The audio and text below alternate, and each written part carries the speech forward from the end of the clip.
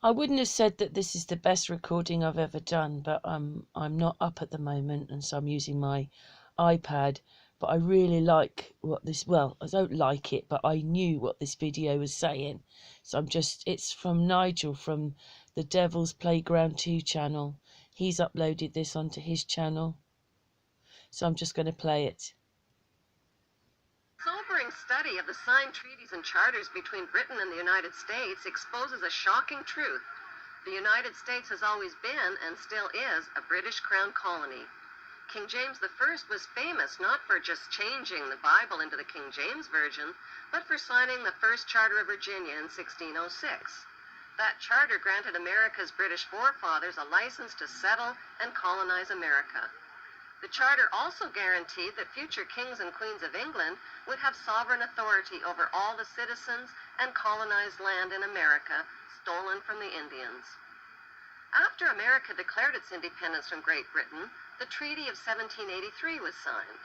That treaty specifically identifies the King of England as the Prince of the United States and contradicts the belief that America won the War of Independence.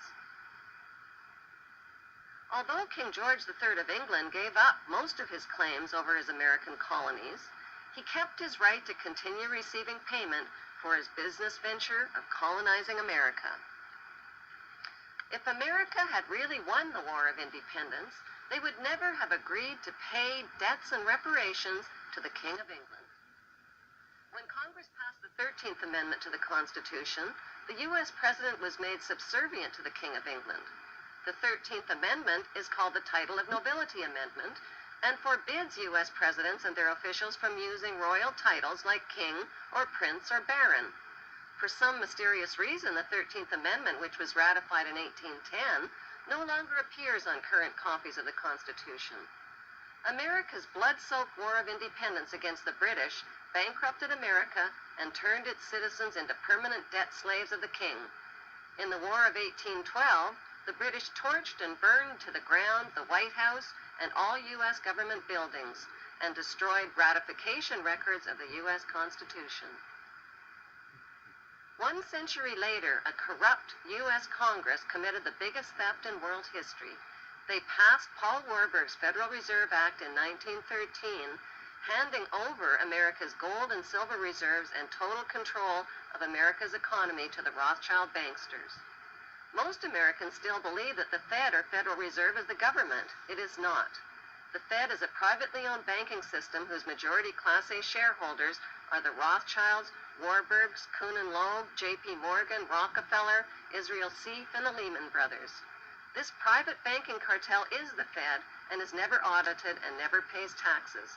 They print and design America's money, which displays their symbols of an Egyptian pyramid, a Masonic all-seeing eye, and the words "In God We Trust."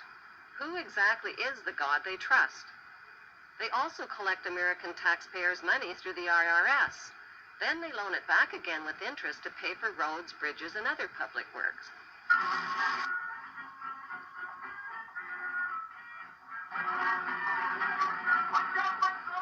American presidents are handpicked and financed by these special interest power groups.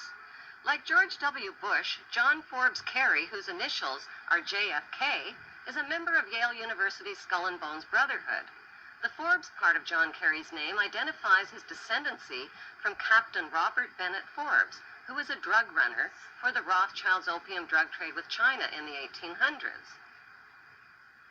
Most U.S. citizens believe that the United States is a country and that the president is the most powerful man on earth.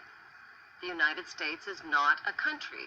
It is a corporation, and the president is president of the corporation of the United States. He and his elected officials work for the corporation, not for the American people. Since the United States is a corporation, who owns the corporation of the United States?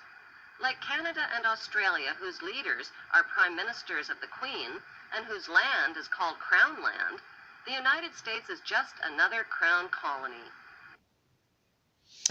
Yeah, so that's the end of that video.